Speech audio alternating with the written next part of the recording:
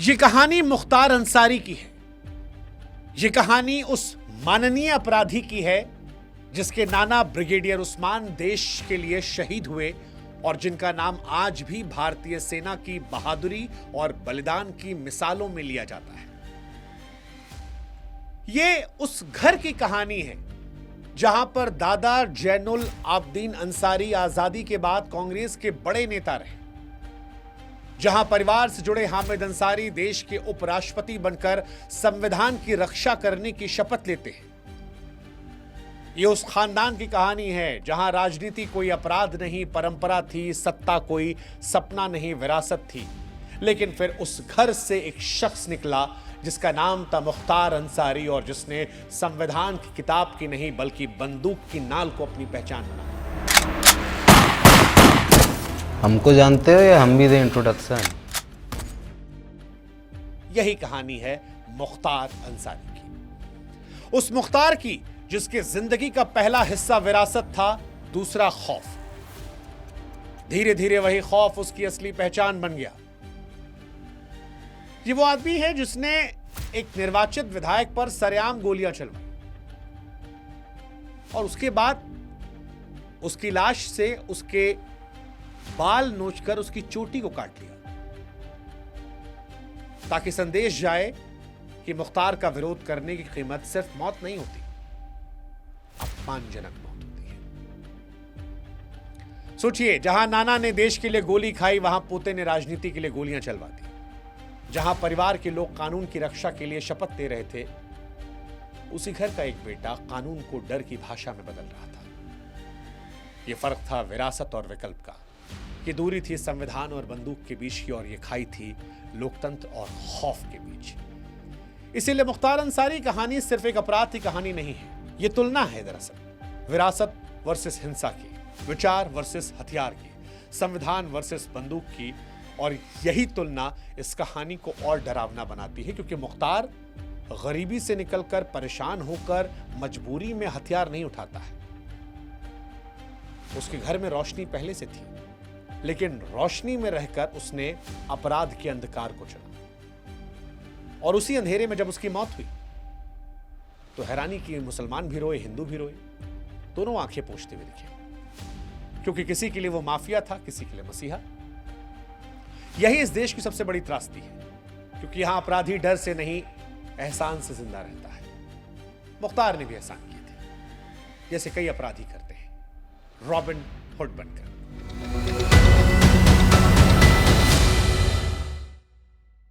मुख्तार अंसारी कहानी हम आपको सुनाएं उससे पहले हमारी आपसे गुजारिश है कि आप क्राइम बुक चैनल को जरूर सब्सक्राइब कीजिएगा ताकि ये कहानियां आप तक पहुंच सके और हमारा आपका रिश्ता जो है वो और ज्यादा मजबूत हो सके। उम्मीद करते हैं कि आप जुड़ेंगे जरूर। बटन दबा दीजिएगा। अब शुरू से शुरू करते हैं।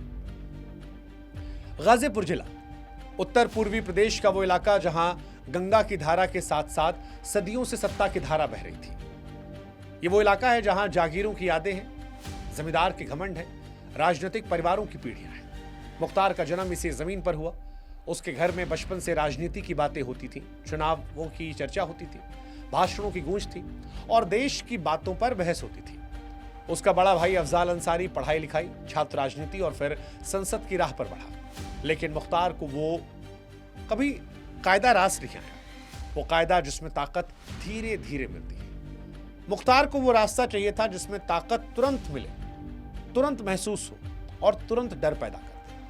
पूर्वांचल का वो दौर सिर्फ खेतों, नदियों, मंदिर, मस्जिद का नहीं, वो दौर ठेकों, रंगदारी, अवैध शराब, रेलवे स्क्रैप और जमीन के खेल का था।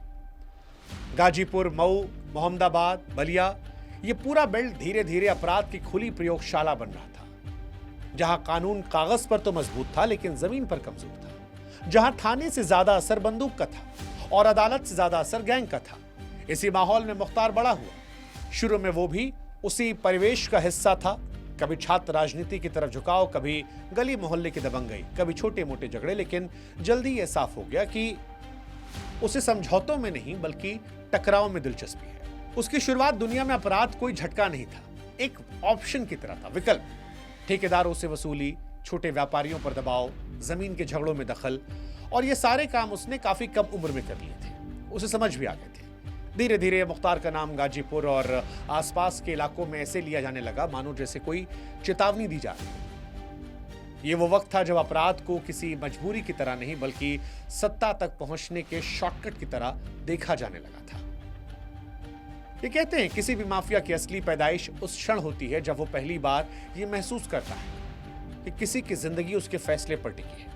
मुख्तार के मामले में भी ये मोड़ आया। शुरुआती झगड़े अब सिर्फ हाथापाई तक सीमित नहीं थे, उसमें तमंचे शामिल हो रहे थे, फिर राइफल और फिर ऑटोमेटिक हथियार।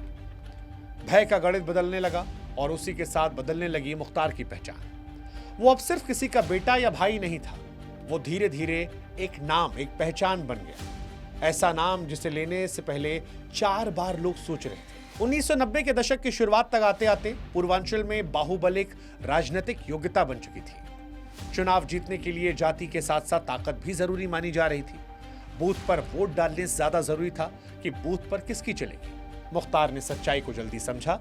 उसने यह भी समझा कि अगर राजनीति में पैर जमाने हैं तो फिर सिर्फ अपराधी होना काफी नहीं है, छवि बनानी पड़ेगी, कभी डर की, कभी हमदर्द की। यहीं से उसकी जिंदगी में वो दोहरा चेहरा उभरता गया जिसे लोग आज भी याद करते हैं। एक तरफ वो आदमी जो दुश्मन के लिए मौत का फरमान था और दूसरी तरफ वो आदमी जो किसी गरीब की बेटी की शादी में मदद करता, किसी बीमार को अस्पताल में भर्ती करवाता, किसी पीड़ित परिवार को पैसे दिलवाता।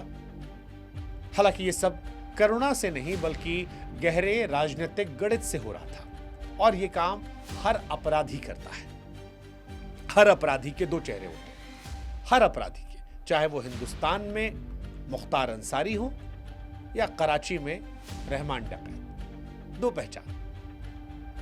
डर के साथ एहसान जोड़ देने से वफादारी पैदा होती है और यह बात मुख्तार को पता थी। धीरे धीरे उसने अपने आसपास ऐसे लोगों का घेरा बनाया जो उससे या तो डरे हुए थे या कुछ पाने की उम्मीद में थे। यही वजह है कि उसका पहला संगठित गैंग बना जो हथियारों की सप्लाई, शूटरों की भर्ती, गाड़ियों की व्यवस्था, ठिकानों का नेटवर्क, ये सब कुछ कर रहा था। और ये सब कुछ किसी फिल्मी कहानी के जैसा नहीं बल्कि जमीन पर हो रहा था धीरे धीरे, जो आगे माफिया साम्राज्य खड़ा करने वाला था। पुलिस के कुछ लोग डर से खामोश थे, कुछ को पैसे मिल गए थे और कुछ राजनीतिक दबाव में शांत थे। ये वो दौर था जब अपराध और सत्ता के बीच की दीवारें लगभग गिर चुकी थी। इसके बाद राजनीति में उसकी एंट्री हुई। हालांकि ये एंट्री भी अचानक नहीं हुई थी। पहले उसने पर्दे के पीछे से चुनावों को प्रभावित किया, उम्मीदवारों को जितवाया, हारने वालों को समझाया और कुछ को रास्ते से हटाया। जब उसे भरोसा हो गया है कि अब वही सिस्टम है तो उसने खुद को मैदान में उतारने का सोचा। मऊ विधानसभा सीट उसका पहला बड़ा अखाड़ा बनी। यहां जाति, दबंगई, ठेके, खून, सबका सीधा टकराव था। मुख्तार ने चुनाव को सिर्फ लोकतंत्र नहीं, सामरिक युद्ध माना और उसी हिसाब से तैयारी भी की। धीरे धीरे उसका नाम विधायक के तौर पर भी चलने लगा। यही वो मोड़ था जहां पर एक अपराधी आधिकारिक तौर पर जनप्रतिनिधि बन गया। अब उसके पास सिर्फ बंदूक की ताकत नहीं थी, कानून की ढाल भी थी। अब वो थाने का हिसाब भी मांग सकता था और अफसर की कुर्सी को भी हिला सकता था। जेल जाना अब उसके लिए हार नहीं रहा बल्कि रणनीति का हिस्सा बनता जा रहा था। उसे यह अच्छी तरह समझ आ गया था कि हर गिरफ्तारी सहानुभूति पैदा करती है और हर झूठा मुकदमा उसकी पीड़ित नेता वाली छवि को और मजबूत करता है। लेकिन हर माफिया की जिंदगी में एक दुश्मन ऐसा जरूर आता है जो सिर्फ उसे चुनौती नहीं देता बल्कि उसके अस्तित्व पर सवाल खड़ा करता है। मुख्तार की कहानी में भी यह दुश्मन आ रहा था। मऊ की राजनीति में यह दुश्मनी आकार ले रही थी। ये वो जमीन थी जहां आगे चलकर उसकी टक्कर एक ऐसे नेता से होने वाली थी जो उसके वर्चस्व को खुलेआम चुनौती देगा और वही टक्कर आगे चलकर पूर्वांचल की सबसे चर्चित राजनीतिक हत्याओं में तब्दील होने वाली थी। मुख्तार अंसारी विधायक बनने के बाद सिर्फ गाजीपुर, मोहम्मदाबाद के गलियारों का नाम नहीं था, उसका असर मऊ तक फैला था। और मऊ उस वक्त सिर्फ एक विधानसभा सीट नहीं थी, वो पूर्वांचल की सबसे रणनीतिक सियासी जमीन थी। यहां जीत का मतलब सिर्फ विधायक बनना नहीं था, यहां जीत का मतलब था पूरे पूर्वांचल के अपराध राजनीतिक नेटवर्क पर नैतिक और व्यवहारिक कब्जा। मुख्तार ने इस अखाड़े को चुना और पूरे सिस्टम को बता दिया कि वो अब पर्दे के पीछे खेलने वाला आदमी नहीं रहा, वो अब मैदान में उतर चुका है। मऊ में चुनाव अब भाषण और वादों से नहीं लड़े जा रहे थे। वहां चुनाव का मतलब था बूथ पर किसके आदमी बैठेंगे, किस रास्ते से प्रचार की गाड़ी जाएगी, किस गांव में किसका डर चलेगा और किस रात के बाद किसका घर खाली मिलेगा। मुख्तार ने चुनाव को लोकतांत्रिक प्रक्रिया नहीं बल्कि सैन्य अभियान की तरह लड़ा। उसके शूटर प्रचारकों की तरह घूमते, उसके समर्थक कार्यकर्ता नहीं सिपाही की तरह तैनात रहते और इसी रणनीति के साथ वो विधायक बना। एक अपराधी जब जनप्रतिनिधि बनता है तो उसको सबसे बड़ा फायदा यह होता है कि उसके पास अवैध ताकत के साथ साथ वैध ताकत भी होती है और मुख्तार ने इसी ताकत का इस्तेमाल उतनी ही बेरहमी से किया जितनी बेरहमी से वो बंदूकें चलवाता था। अब मुख्तार के खिलाफ मुकदमे दर्ज तो होते थे, लेकिन अब वो सिर्फ आरोपी नहीं होता था, वो माननीय विधायक भी था। अब उसे गिरफ्तार करने से पहले थानेदार को 100 बार सोचना पड़ता। चार्जशीट दाखिल करने से पहले अफसर को ऊपर से फोन आता। अब गवाह अदालत पहुंचने से पहले अपने परिवार से सलाह नहीं बल्कि डर के मारे परमिशन लेते थे और इसी दौर में उसने राजनीति का वो दोहरा चेहरा पूरी तरह साध लिया। दिन में जनसभा में विकास की बात करना और रात को ठेके, रंगदारी और बदले की योजनाएं बनाना। यहीं से मऊ की राजनीति दो ध्रुवों में बंटने लगी। एक तरफ मुख्तार का खौफ और उसकी मशीनरी, दूसरी तरफ वो लोग जो उसके लिए खुली चुनौती बनने लगे। इसी चुनौती का सबसे बड़ा चेहरा बने भाजपा के विधायक कृष्णानंद राय। ये टकराव सिर्फ पार्टी का नहीं था, ये उस सोच का टकराव था जहां पर एक तरफ राजनीति को खून से सींचा जा रहा था और दूसरी तरफ उसे उसी खून के खिलाफ खड़ा किया जा रहा था। दोनों के बीच पहले बयानबाजी हुई, फिर समर्थकों में झड़पें हुई और फिर धमकियां चली और आखिरकार वो दिन आया जब ये दुश्मनी इतिहास के सबसे खौफनाक अध्याय में दर्ज हो गई। 7 सितंबर 2005 की वो दोपहर चुनावी हिंसा की कोई सामान्य खबर बनकर नहीं आई। वो सीधा सीधा राज्य की सत्ता को खुली चुनौती बनकर आई। सड़क पर चलती हुई गाड़ियों को घेरकर AK-47 और अत्याधुनिक हथियारों से की गई फायरिंग ने कृष्णानंद राय और उनके 6 साथियों को छलनी कर दिया था। जिस तरह गोलियां बरसाई गई थीं, संदेश बड़ा स्पष्ट था कि मकसद सिर्फ हत्या नहीं है बल्कि मैसेज देना है। संदेश ये बताना है कि मऊ और उसके आसपास असली सत्ता किसकी है। ये कोई आवेग में हुई वारदात नहीं थी, ये महीनों की योजना, रेकी, संसाधन और नेटवर्क का नतीजा थी। इस हत्याकांड के बाद पूरा उत्तर प्रदेश हिल गया। मीडिया, राजनीति, अदालत और प्रशासन सबकी निगाहें एक नाम पर टिक गई थी। नाम था मुख्तार अंसारी। वो इस केस में मुख्य आरोपी बना। पहली बार ऐसा लगने लगा कि शायद अब कानून की पकड़ सच मजबूत हो गई, लेकिन मुख्तार के लिए ये पहली बार नहीं था जब उस पर हत्या का आरोप लगा हो। फर्क सिर्फ इतना था कि इस बार मामला राष्ट्रीय स्तर पर गूंज रहा था। कई वजह, एक हत्या, दूसरा हत्या के बाद उस विधायक की चोटी को काट लेना, बाल पकड़। इतनी गोलियां मारी गई थी कि गैंग्स ऑफ वासेपुर फिल्म में जो डायलॉग है, खाली खोखा बेचकर कोई रईस बन जाएगा, प्रत्यक्ष तौर पर दिख रहा था। डरावना मंजर। लेकिन मुख्तार जेल पहुंचकर भी परेशान नहीं था, क्योंकि वो जानता था कि जेल के दरवाजे उसके लिए सिर्फ परेशानी का सबब नहीं होंगे। यहां से भी वो अपना काम चलवा सकता है। उसके खिलाफ मुकदमों की संख्या बढ़ रही थी। गैंगस्टर एक्ट, NSA जैसे कड़े कानून की परछाइयां उसके ऊपर मंडरा रही थी, लेकिन इसके बावजूद राजनीतिक पकड़ नहीं टूटी। वजह साफ थी, डर जिंदा था। डर तब तक सत्ता में तब्दील होता रहता है जब तक लोग उसे तोड़ने की सामूहिक हिम्मत ना जुटा पाए। ये वो दौर था जब मुख्तार ने एक और रणनीति अपनाई, पीड़ित की राजनीति। हर गिरफ्तारी के बाद कहा जाने लगा कि उसे राजनीतिक बदले की भावना से फंसाया जा रहा है। हर मुकदमे के बाद यह नैरेटिव खड़ा किया गया कि उसे मुस्लिम होने की वजह से निशाना बनाया जा रहा है। उसके समर्थकों को यह भरोसा दिलाया जाता रहा कि उसका नेता अन्याय का शिकार है, और यही भावना धीरे धीरे उसकी वोट बैंक का भावनात्मक ईंधन बन गई। लेकिन भीतर ही भीतर उसकी दुनिया बदल रही थी। उसके पुराने साथी या तो मारे जा चुके थे, या अलग गैंग बना चुके थे, या सरकार के साथ खड़े हो चुके थे। जो डर कभी एक तरफा था वो बढ़ रहा था। पुलिस भी पहले जैसी ही नहीं थी। सोशल मीडिया, मीडिया ट्रायल और राजनीतिक दबाव ने सिस्टम को पहले से ज्यादा सतर्क कर दिया था। मुख्तार अब जेल से पहले जैसी आसानी से ऑपरेट नहीं कर पा रहा था, हालांकि वो कोशिश कर रहा था। माफिया के लिए कोशिश छोड़ना सिर्फ एक हार नहीं, अस्तित्व का भी अंत होता है। इसी दौरान उसका बेटा उसकी दुनिया में सक्रिय होने लगा। ये वो मोड़ था जहां अपराध सिर्फ एक पीढ़ी से दूसरी पीढ़ी में जा रहा था। बेटा सिर्फ विधायक का बेटा नहीं रहा, वो नेटवर्क का हिस्सा बन रहा था, फैसलों में दखल दे रहा था और वही गलती दोहराने जा रहा था जो कभी उसके पिता ने की थी। उसने भी मान लिया कि जेल सिर्फ एक पड़ाव है, मंजिल नहीं। जेल अब परिवार की राजनीति का किला बन रहा था, जहां मिलने वालों की लाइन थी और आदेशों की डिलीवरी हो रही थी। लेकिन कहते हैं ना कि समय ठहरता नहीं है। जिस डर ने मुख्तार को विधायक बनाया था, वही डर अब उसके खिलाफ हथियार बनता जा रहा था। लोग बोलने लगे थे, गवाह सामने आने लगे थे, केस अदालतों में बढ़ रहे थे।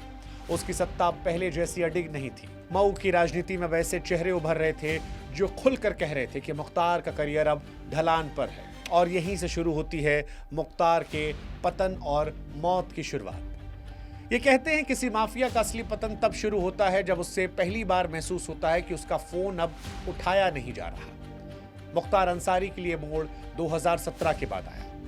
उत्तर प्रदेश में सत्ता बदल चुकी थी, घोषणाएं खुली थी, माफिया राज मिटेगा, अपराधियों की साम्राज्यवादी राजनीति खत्म होगी, कानून का इकबाल लौटेगा। और यहीं से मुख्तार ने पहली बार महसूस किया कि उसकी ताकत का इंजन अब तेज नहीं, धीमा चल रहा है। जेल जो उसके लिए कभी सजा नहीं थी, जहां वो बैठकर आत्मविश्वास में जीता था जैसे मानो कोई राजा अपने किले में बैठा हो, जहां पर उसके बैरक में चाय अलग बनती थी, खाना अलग आता था, मुलाकात की सूची लंबी होती थी, आदेश बाहर तक पहुंचते थे। यहां तक कि एक दौर वो भी था जहां उसके बेटे अपने पिता के किला जेल को विरासत समझने लगे थे। वहां जहां मुख्तार की बहुएं उनके बेटों से मुलाकात करने आती थीं और उसी कमरे में रह जाती थीं। जिस कमरे में वो मिलती थीं वो कमरा जेल का नहीं, ऐसा लगता था किसी नेता का मीटिंग हॉल हो, रोमांस का अड्डा। बाद में इसी मुलाकात पर भी सजा मिली, जेल को घर बनाए रखने की सजा। हर तरफ से हवा बदल रही थी। ये वो हवा थी जिसमें अपराध के पुराने ठेकेदार अब खुद को असहाय महसूस कर रहे थे। बुलडोजर उसके ठिकानों पर चल रहे थे, उसके होटल, बिल्डिंग, गोदाम और फार्म हाउस ढह रहे थे और हर ढही हुई दीवार के साथ मुख्तार के आत्मविश्वास की एक और परत गिर रही थी। वो गाजीपुर जिसमें कभी मुख्तार के नाम से भीड़ हट जाती थी, अब वहीं अवैध संपत्तियों पर नोटिस चिपक रहे थे। लेकिन असली मोड़ तब आया जब उसे यूपी की जेलों से निकालकर पंजाब की रूपनगर जेल भेजा गया। यह फैसला इसलिए किया गया क्योंकि यूपी में उसका नेटवर्क गहरा था। उसके आदेश जेल की दीवारों से बाहर आसानी से छलांग लगा रहे थे। पंजाब में उसके खिलाफ एक केस तैयार किया गया, फर्जी मेडिकल रिपोर्ट बनवाकर जेल से बाहर रहने की कोशिश, जेल में वीआईपी सुविधाएं, अवैध पहुंच। पंजाब की जेल उसके लिए पहली ऐसी जगह बनी जहां उसके नाम पर जेल प्रशासन कांप नहीं रहा था। वो पहली बार किसी ऐसी जगह पर बंद था जहां पर उसकी पहचान का असर सीमित था। और यहीं से माना जाता है कि मुख्तार मानसिक रूप से टूटने लगा। उसके फोन कॉल कम होने लगे, आदेश बाहर पहुंचने कम होने लगे, उसका नेटवर्क एक एक कर ढहने लगा। मुन्ना बजरंगी जैसे उसके साथी या तो पकड़े गए या जेल के अंदर किसी दुर्घटना में मारे गए। उसके बाकी गुर्गे या तो गैंग बदल रहे थे या अपनी जिंदगी बचाने के लिए मुख्तार से दूरियां बना रहे थे। पहली बार मुख्तार को लगा कि वो अकेला हो गया। एक ऐसा अपराधी जो अपनी पूरी जिंदगी सामूहिक खौफ पर टिका था, वो जब अकेला होता है तो उसके भीतर डर पैदा होता है। इसी बीच उसके खिलाफ केस तेजी से बढ़ने लगे। अदालतें जो पहले वर्षों तक तारीख बढ़ाती थीं, अब फास्ट ट्रैक मोड में थी। गवाह जो पहले धमकियों में दुबक जाया करते थे, अब सरकारी संरक्षण में बयान दे रहे थे। पंजाब की रिपोर्ट, सीबीआई की चार्जशीट और कोर्ट के नोटिसों की रफ्तार तेज बढ़ने लगी। और फिर आया वो फैसला जिसने पहली बार मुख्तार के साम्राज्य में बिजली गिरा दी, सजा उम्र कैद। कृष्णानंद राय हत्याकांड से जुड़े मामले में अपहरण, हत्या, गैंगस्टर एक्ट, एक एक करके सब में सजा मिलने लगी। अदालत ने साफ कहा कि वर्षों तक कानून को चुनौती देने वाले व्यक्ति को अब कानून की पूरी ताकत का सामना करना पड़ेगा। मुख्तार के लिए सजा सिर्फ कानूनी झटका नहीं थी, ये मनोवैज्ञानिक आघात था। एक आदमी जो सालों तक अदालत में अकड़ कर खड़ा होता था, अब झुकी हुई गर्दन के साथ पेशी पर आने लगा। इसी बीच उसका परिवार भी बिखरने लगा।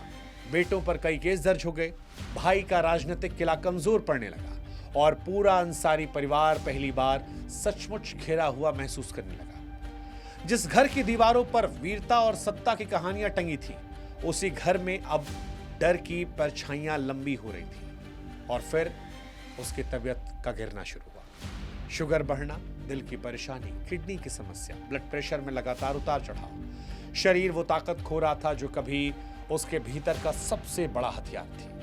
अस्पताल अब उसके लिए वो जगह बन गए थे जहां वो राहत की कोशिश करता, मगर अब जिंदगी उसके शरीर पर भारी पड़ चुकी थी। फिर 28 मार्च 2024 की सुबह खबर आती है, मुख्तार अंसारी की मौत हो गई। बांदा मेडिकल कॉलेज में इलाज के दौरान उसकी मौत हो गई। पोस्टमार्टम हुआ, रिपोर्ट आई और जैसे ही सूचना बाहर पहुंची, पूरा पूर्वी उत्तर प्रदेश हिल गया। लोग हैरान थे।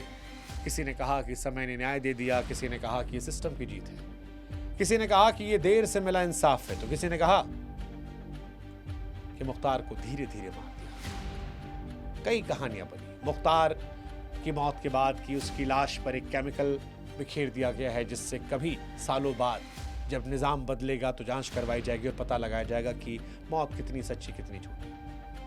लेकिन इन सारे किस्से, कहानियों, बातों के बीच में एक बात सबने महसूस की कि पूर्वांचल की गोलियां कुछ पल के लिए खामोश हुई है और फिर वो दृश्य आया जिसकी उम्मीद शायद नहीं थी देश को। मुख्तार के जनाजे में हिंदू भी पहुंचे, मुसलमान भी। मुख्तार किसी के लिए अपराधी था, किसी के लिए नेता, किसी के लिए दानव, किसी के लिए वो आदमी जिसने मुश्किल वक्त में मदद का हाथ बढ़ाया था। अपराधी और मानवीयता का यह घालमोल उसकी जद्दोजहद भरी जिंदगी का सबसे बड़ा निष्कर्ष बना। मुख्तार की मौत के साथ एक दौर खत्म हुआ, लेकिन एक सवाल जिंदा हो गया। क्या उसने जो रास्ता छोड़ा था वो उसी के साथ मर गया, या वो रास्ता आज भी किसी नई पीढ़ी के किसी नए लड़के के दिमाग में वही फुसफुसाहट डाल रहा है कि इस भूमि पर इज्जत जो है वो खून से मिलती है, वोट डर से मिलता है और नाम बंदूक से बनता है। जिनको ये लग रहा है उनको हम बता दें कि इतिहास गवाह है, अतीक अहमद, शहाबुद्दीन, मुख्तार अंसारी, इन सब का अंत एक जैसा है, या तो गोलियों में, या जेल में, या अस्पताल में। लेकिन शुरुआत हमेशा समाज की उस चूक से होती है जहां अपराधी को रोका नहीं जाता, नेता उसे तौला नहीं जाता और जनता आंख मूंद कर ताकत को वोट देती है। मुख्तार अंसारी अब इस दुनिया में नहीं है, उनका साम्राज्य ढह चुका है, लेकिन उसकी कहानी एक सबक छोड़ गई है कि जब कानून डरता है तब अपराध सत्ता बन जाता है, और जब अपराध सत्ता बनता है तो उसकी मौत भी न्याय नहीं, एक युग का अंत बन जाती है। पूर्वांचल में मुख्तार के साथ एक युग का अंत हुआ। मुख्तार अंसारी कहानी पर आप क्या सोचते हैं, कमेंट सेक्शन में बताइएगा। और जाते आते क्राइम बुक पर अगर आपको कोई और कहानी सुननी हो तो उसे कमेंट सेक्शन में लिखिएगा, वो किस्सा भी हम आप तक पहुंचाएंगे। साथ ही जुड़िएगा जरूर भाई साहब, इतनी ईमानदारी तो हम भी आपसे उम्मीद करेंगे कि अगर आपने इतना लंबा वीडियो सुना है तो जाते आते क्राइम बुक को सब्सक्राइब कर दीजिएगा। जय हिंद, जय भारत, नमस्कार।